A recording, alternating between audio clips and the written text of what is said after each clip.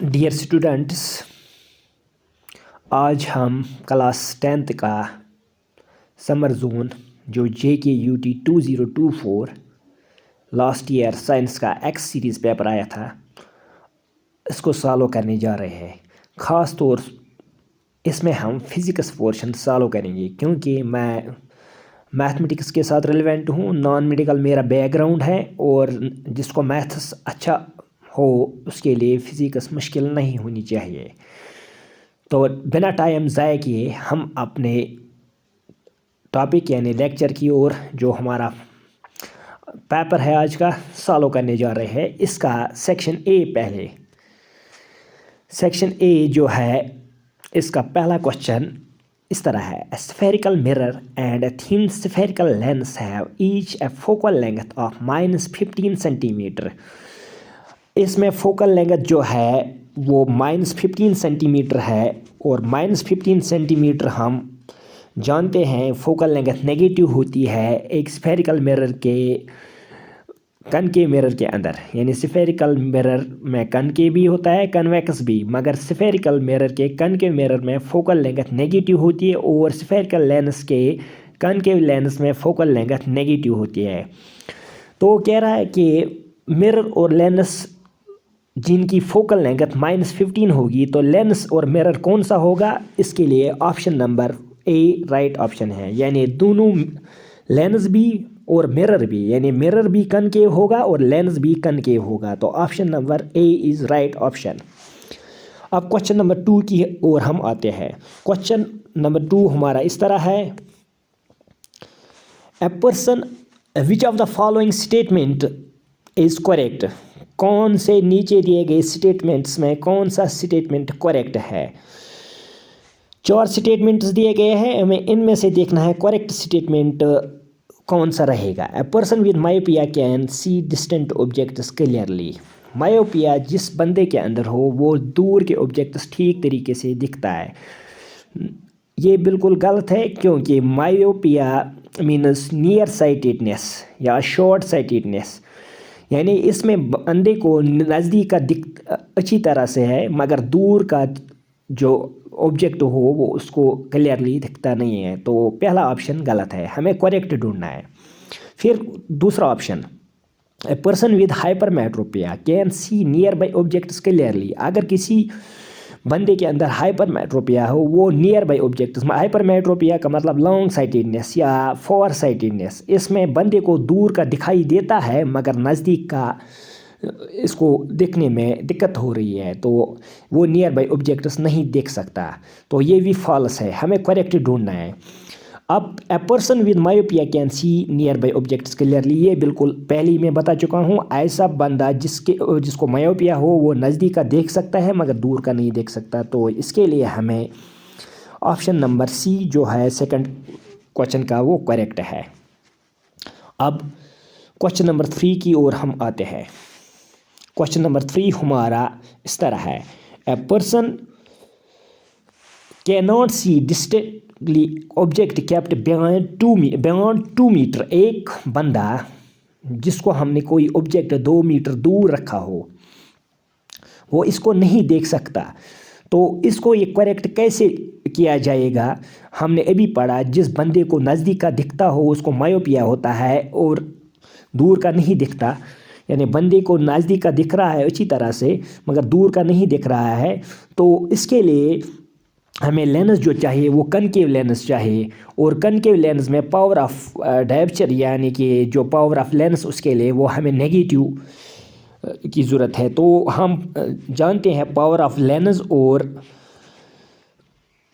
Focal length के दरमियान जो रिलेशन है P होता है 1/f के बराबर और फोकल लेंथ हम इन मीटर्स लेते हैं। तो यहाँ पर अगर हम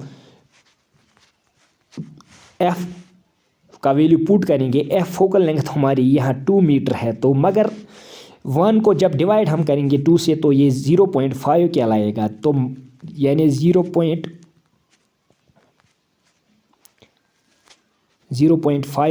d रहेगा। मगर अभी मैंने बताई बात कि ये जो बंदा सफ़र कर रहा है जिसको 2 मीटर से बियॉन्ड जो ऑब्जेक्ट है वो इसको नहीं दे रहे हैं।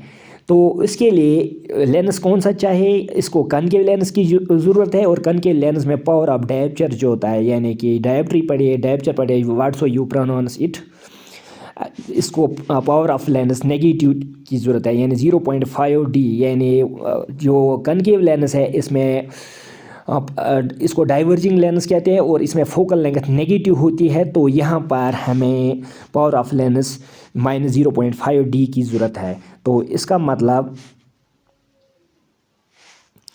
इसका option number B right option है। अब नेक्स्ट क्वेश्चन की ओर हम आते हैं। नेक्स्ट क्वेश्चन जो हमारा है वो इलेक्ट्रिसिटी से वाबस्ता है। क्वेश्चन इस तरह है, the energy given to each coulomb, each का मतलब 1 कूलम ऑफ चार्ज को एनर्जी देंगे हम, तो इसको कितनी एनर्जी चाहिए जो हम पास कर रहे हैं। ऐसी बैटरी से इसको वोल्टेज मिल रही है जो 6 वोल्ट बैटरी, यानी 6 वोल्टेज करंट हमें यहाँ, यानी कि करंट की यहाँ पर बात अगर हम कहेंगे, यानी हमें असल में एनर्जी बतानी है। एनर्जी का मतलब यहाँ वर्क डन, यानी वर्क डन कितनी हमें करनी पड़ेगी यहाँ पर। तो इस जो जिसमें 1 कूलम ऑफ चार्ज पास होगा from A battery giving voltage 6 volt, तो इसके लिए हमें कितनी वर्क डन करनी पड़ेगी। यहाँ 6 joules of work to be done. यानी यहाँ पर ये क्वेश्चन इस तरीके से रिलेटेड है, work done is equal to quantity of charge move divide by, यानी कि यहाँ पर हम क्वांटिटी ऑफ चार्ज जो मूव कर रहे हैं that is 1 coulomb of charge is to be moved, and for this moving 1 coulomb of charge we need 6 joules of energy. Now we come to next question, that is question number 5. Question number 5 is like this is also related with physics and this is related with magnetic effects of current. Magnetic effects of current, इसमें हमें question ये मांग रहा है हमसे कि बताइए direction of magnetic fields, ये कंसेप्ट कौन सा रूल हमें देता है कि अगर एक स्ट्रेट करंट कैरिंग कंडक्टर हो, इसमें मैग्नेटिक फील्ड की डायरेक्शन हमें ढूंढनी हो, तो इसके लिए कौन सा रूल हम यूज़ करेंगे। क्या एम्पियर स्विमिंग रूल यूज़ होगा, या फ्लेमिंग्स राइट हैंड रूल, या Maxwell's right hand thumb rule, या फ्लेमिंग्स लेफ्ट हैंड। इसके लिए Maxwell's right hand thumb rule हम यूज़ करते हैं, यानी ऑप्शन नंबर सी इसका राइट ऑप्शन है। अब हम नेक्स्ट क्वेश्चन, ये भी मैं आपको शो करूंगा यहाँ पर, मगर ये केमिस्ट्री से वाबस्ता है। मैंने पहले ही बताया मेरा नॉन मेडिकल बैकग्राउंड है, केमिस्ट्री का भी क्वेश्चन मैं सॉल्व कर सकता हूँ, मगर ज़्यादा मैं मैथ्स और फिज़िक्स के साथ रिलेवेंट है, इसीलिए मैं आपको फिज़िक्स के ज़्यादा क्वेश्चन यहाँ दिखा देता हूँ। अब हम नेक्स्ट जो क्वेश्चन नंबर 10 है, ये हमें फिज़िक्स से वाबस्ता है।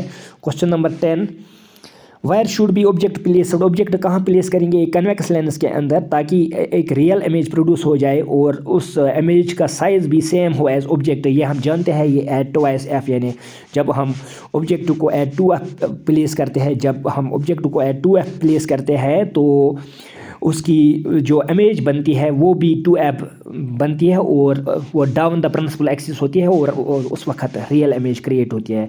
तो इसका option number B right option है, यानी ऑप्शन नंबर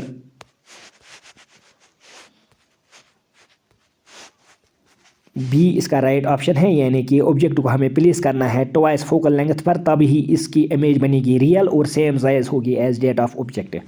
अब हम नेक्स्ट क्वेश्चन की ओर आते हैं। क्वेश्चन नंबर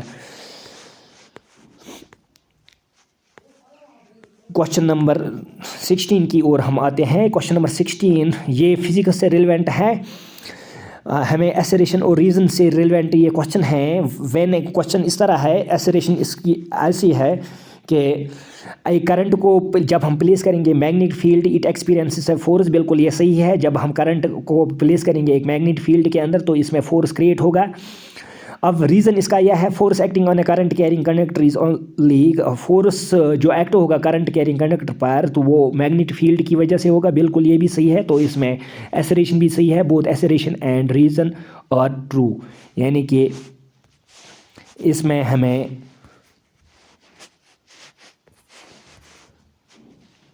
यहाँ पर जो राइट ऑप्शन है इसको हमें लिखना है यहाँ पर both assertion and or are true or is correctly explanation of A, यानी कि इसका A कोड जो यहाँ पर ये A ऊपर दिया गया है इसके लिए राइट रहेगा, यानी बोथ assertion भी सही है, बोथ A एंड और आर ट्रू, यहाँ दोनों सही है इसके लिए, क्योंकि करंट को जब हम प्लेस करेंगे मैग्नेटिक फील्ड के अंदर तो फोर्स इसमें एक्सपीरियंस होगा, और फोर्स जब भी करंट कैरिंग कंडक्टर में एक्ट होगा तो वो मैग्नेटिक फील्ड की वजह से होता है, तो ये राइट है, बोथ आर ट्रू। अब हम नेक्स्ट क्वेश्चन की ओर आते हैं, जो next question number 19 section B से है, 2 मार्क्स का क्वेश्चन है, बिल्कुल आसान सा क्वेश्चन है।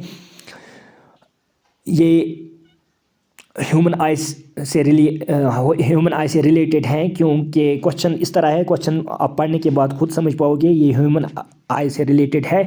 What happens to image distance, image distance को क्या होता है एक आई के अंदर जब हम ऑब्जेक्ट डिस्टेंस को इंक्रीज करेंगे, तो इट रिमेन्स सेम, हम इसका आंसर लिखेंगे इट रिमेन्स सेम, ये सेम रहती है, यानी कि इमेज डिस्टेंस सेम रहती है। क्यों सेम रहती है? क्योंकि इमेज जो बनती है ह्यूमन आई के अंदर वो ऑलवेज फॉर्म्स ऑन रेटिना, यानी रेटिना पर हर हमेशा किसी भी ऑब्जेक्ट की इमेज बनती है ह्यूमन आई के अंदर, चाहे ऑब्जेक्ट कितना भी दूर हो आई से, तो image always forms on retina, यानी क्वेश्चन का अब शॉर्ट में हम आंसर यही लिखेंगे, image distance remain same when we increase the distance of an object from the eye, image distance remains same because image is always formed on the retina of the eye. Hope आपने ये understand अच्छी तरह किया होगा। अब question number 20 की ओर हम आते हैं, क्वेश्चन नंबर 20 और क्वेश्चन नंबर 20 कह रहा है इस तरीके से, we cannot read a printed page by holding it very close to our eyes. Why? यानी कि जब भी हम किसी भी प्रिंटेड पेज को अपनी आंखों के नज़दीक, प्रिंटेड पेज या कोई भी बुक आप रीड कर रहे हो, जब आप अपनी आंखों के नज़दीक लेते हो उसको, तो आपकी आंखों में एक बलरिंग पैदा होती है, यानी कश्मीर में हम कहेंगे ऐसे ये टक्कर क्यों लगा, ऐसे गसा प्रॉब्लम, ऐसे कस्मुक स्ट्रेन गसा पौध, वजह क्या है? इसमें वजह यही है कि इसको फिजिक्स के थ्रू हम ये आंसर देख सकते हैं कि least distance of distinct vision, जो हमारी आँख के अंदर एक कैपेबिलिटी है कि हम नज़दीक का कितना ज़्यादा से ज़्यादा देख सकते हैं। हम एक फॉर एन एडल्ट के लिए नज़दीक, यानी जो near point to read an object और to read a printed paper or to read a dictionary, it is 25 centimeter for an adult, and for a child it is 7 to 10 centimeter, and for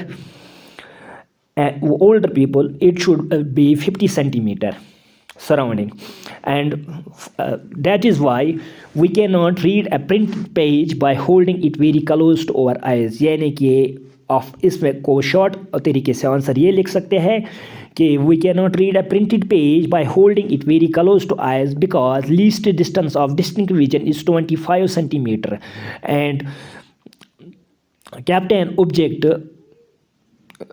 less than 25 centimeter to a person should there be ballering in person's eye।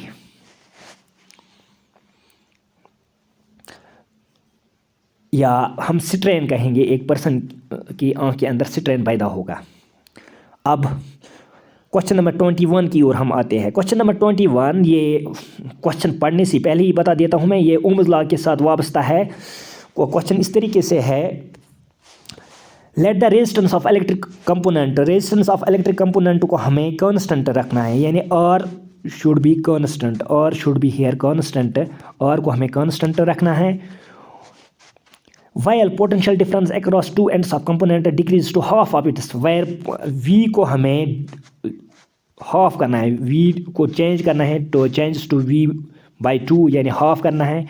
what change will occur in the current through it, I में कितनी change आएगी, यानी इसकी current में कितनी change आएगी, I में जो करंट है इसमें कितनी चेंज आएगी हमें करंट के अंदर चेंज बतानी है, चेंज कितनी होगी। तो हम जानते हैं from Ohm's law V is equal to IR, और हम कहेंगे I will be equal to V/R।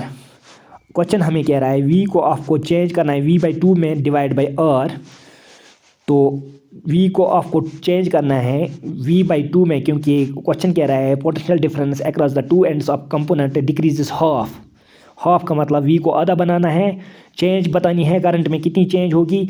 हम फिर से यहाँ V/2 लिखेंगे और R की जगह R का वैल्यू हम जानते हैं, अगर R का वैल्यू यहाँ लिखना चाहेंगे हम, तो R बनेगा V/I, यानी कि यहाँ पर अगर हम देखेंगे कि करंट में कितनी चेंज आएगी, यहाँ पर हम लिख सकते हैं R की जगह हम वैल्यू पुट कर सकते हैं। तो यहाँ पर R की जगह अगर हम देखेंगे वैल्यू पुट करेंगे तो वो V/I कहलाएगा। तो यहाँ पर V के साथ कट होगा, तो जो I बनेगा I will reduce to I जो बनेगा यहाँ I will reduce to half of its former value, यानी जो करंट शॉर्ट में हम कहेंगे जो जब हम पोटेंशियल डिफरेंस को हाफ करेंगे तो करंट इसके अंदर I will also becomes half, current भी हाफ हो जाएगी। अब नेक्स्ट क्वेश्चन पर आते हैं। नेक्स्ट क्वेश्चन जो है,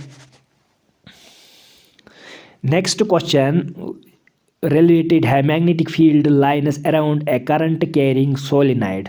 मैग्नेटिक फील्ड लाइन्स का पैटर्न हमें बताना है around a solenoid.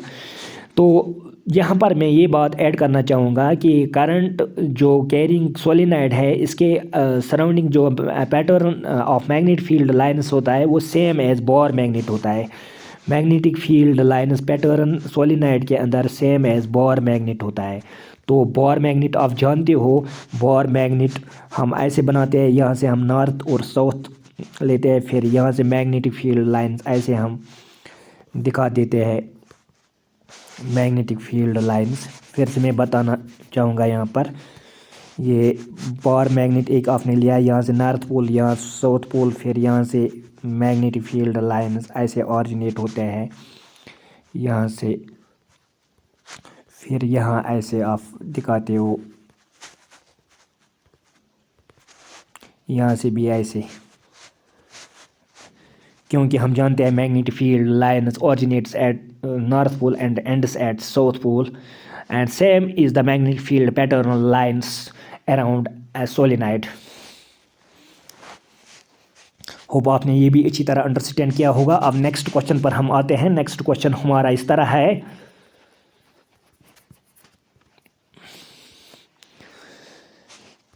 Next question जो हमारा है फिजिक्स के रेलेवेंट क्वेश्चन इस तरह है, सेक्शन सी से रेलेवेंट है। द पोटेंशियल डिफरेंस, ये न्यूमेरिकल है, न्यूमेरिकल क्वेश्चन है, numerical related that is electric current के साथ ये वाबस्ता है। कह रहा है क्वेश्चन कि आप बताइए potential difference between the terminals of electric heater है। टर्मिनल्स, एक इलेक्ट्रिक हीटर है, इसके टर्मिनल्स के बिटवीन पोटेंशियल डिफरेंस है 60 वोल्ट और करंट जो इसको मिलती है वो 4 एम्पियर मिलती है। अब बताइए ऑफ करंट कितनी develop, what current will the heater के अंदर करंट कितनी डेवलप होगी या इससे करंट कितनी प्रोड्यूस होगी या डेवलप होगी जब हम पोटेंशियल डिफरेंस को 60 वोल्ट से बढ़ा के 120 वोल्ट करते हैं। तो पहले इसके लिए हमें करंट ढूंढने के लिए हमें पहले रेजिस्टेंस मालूम होना चाहिए। तो यहाँ पर हम फिर से ओम्स लॉ का कंसेप्ट यूज़ करेंगे। और जो होता है पहले हम रेजिस्टेंस ढूंढ, और होता है V/I के बराबर। तो यहाँ पर V हमें 60 वोल्ट है और I है 4 एम्पियर। तो जब हम 60 को 4 से डिवाइड करेंगे तो वो 15 ओम कहलाएगा, क्योंकि ऐसा यूनिट ऑफ रेजिस्टेंस इज ओम। और हमने ढूंढा, और निकला 15 ओम के बराबर। अब इस वैल्यू का यूज़ हम करेंगे करंट ढूंढने के लिए। जो करंट हम यहाँ है, करंट अब ढूंढेंगे तो इसके लिए अब फिर से यही रिलेशन यूज़ होगी, थोड़ी बहुत चेंज रहेगी यहाँ पर। अब यहाँ हमें I ढूंढना है, तो हम I जानते हैं, I होता है V/R के बराबर।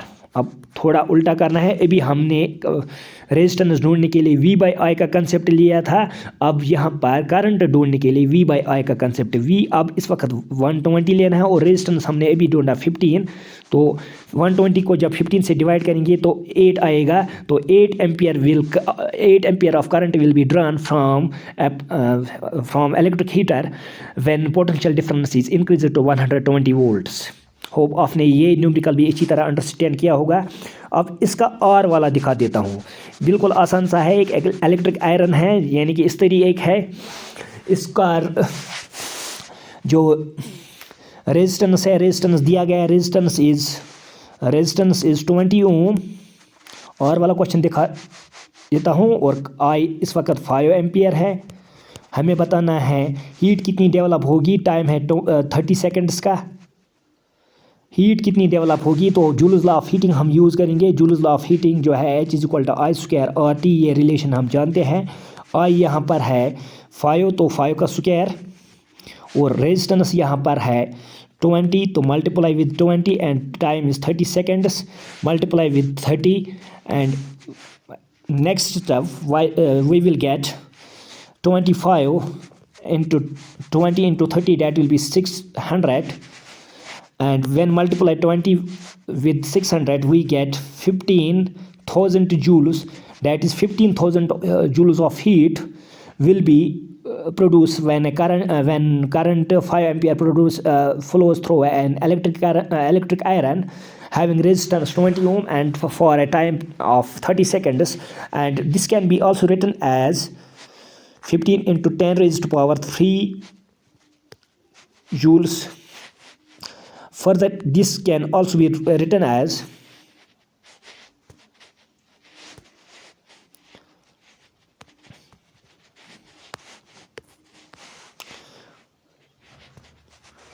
Further, this can be written as 1.5 into 10 raised to power 4 joules. This is in scientific notion form and standard form, and this answer is always we get in NEET exams or JEE exams. There should be in this form always the answer kept in. Next we will come to question number now, which is physics relevant. I already told you people that my background is physics and maths relevant, so I will solve your paper, particularly the questions related to physics in an electric question में अब फिर से दोहरा लेता हूँ जो अभी हमने सॉल्व किया। जो इलेक्ट्रिक हीटर जिसमें